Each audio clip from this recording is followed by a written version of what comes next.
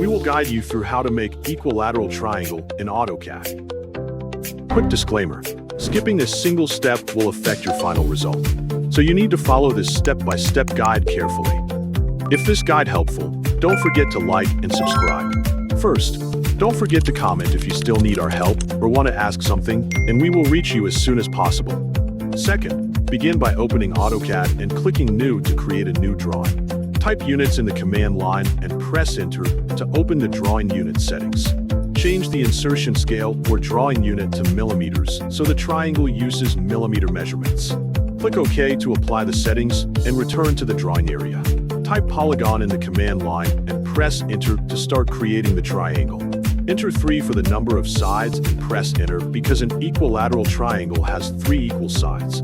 Choose the edge option so you can define the triangle using one complete side. Specify the base point by clicking the first point where you want the triangle to begin. Specify the second point to define the first edge of the triangle.